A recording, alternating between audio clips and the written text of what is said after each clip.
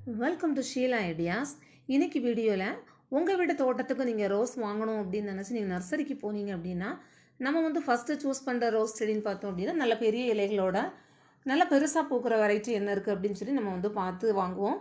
எல்லா நர்சரியிலையும் button rose variety வந்து இருக்கும். நிறைய கலர்ஸில் வந்து கிடைக்கிது. இப்போ ஒரு சின்ன பாக்கெட்டில் தான் பார்க்குறதுக்கு ரொம்ப சின்ன செடியாக தான் இருக்கும். ஏன்னா இந்த ஸ்டெம் வந்து ரொம்ப குட்டி குட்டியாக இருக்கிறதுனால சின்ன பிளான் பார்த்திங்கன்னா ரொம்ப சின்னதாக தான் இருக்கும். ஒரு 20 ரூபான்னு அந்த மாதிரி தான் ரேட் போட்டிருப்பாங்க.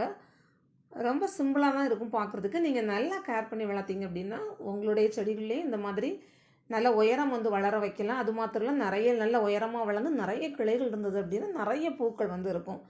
இது வந்து நான் ஒரு க்ரோ பேக்கில் தான் வந்து வச்சுருக்கேன். இது வந்து ரொம்ப சின்ன ஒரு பிளான்ட்டாக வாங்கி வச்சேன். மற்ற எல்லா செடிகளுக்கும் கொடுக்குற காய்கறி கழிவு உரம் தான் நான் வந்து இதுக்கு கொடுத்துட்டு வந்தேன். அப்புறம் வந்து ஸ்பெஷலாக இது வந்து வீட்டில் இருக்கக்கூடிய ஒரு உரத்தையும் நான் வந்து கொடுத்துட்டு வந்தேன். பார்த்தீங்க அப்படின்னா அதோட க்ரோத் ரொம்ப நல்லா இருக்குது. ரொம்ப நிறைய வந்து பூக்கள் இருக்குது. மற்ற அந்த ரோஸ் வெரைட்டி, மற்ற பெருசாக பூக்கிற ரோஸ் வெரைட்டியை பார்க்கும் பொழுது அது வந்து இன்றைக்கி பூத்துடுச்சு அப்படின்னா நமக்கு வந்து அடுத்த நாளே வந்து கொஞ்சம் வாடிடும். இது அப்படி இல்லை, நான் வந்து பூத்து ஒரு 4 நாளுக்கு அப்படியே வந்து அந்த பூக்கள்லாம் இருக்குது. பார்க்கவே ரொம்ப அழகாக இருக்குது. நல்லா பராமரித்து வளர்த்தோம் அப்படின்னா இதுலேயும் நிறைய பூ வந்து பார்க்கலாம். ரொம்ப சிம்பிளான ஒரு டிப்ஸ் தான். இந்த ரோஸ் செடிக்கு நீங்கள் கொடுத்தீங்கன்னா ரொம்ப சூப்பராக வந்து பூக்கும். நிறைய பூக்கள் வந்து எடுக்கலாம். இது வந்து ரேஷன் அரிசி நான் வந்து எடுத்திருக்கேன்.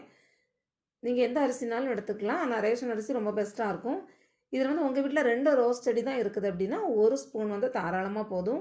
1 ஸ்பூன் வந்து ரேஷன் அரிசி வந்து எடுத்துக்கோங்க. 1/2 லிட்டர் தண்ணி விட்டு அதை வந்து நல்லா ஒரு நாள் நைட்டு ஃபுல்லாக வந்து ஊற விட்டுருங்க. பார்த்திங்க அப்படின்னா 1 ஸ்பூன் எடுத்திருக்கேன். இதில் வந்து ஒரு 1/2 லிட்டர் அளவுக்கு வந்து நான் வந்து தண்ணி ஊற்றுறேன்.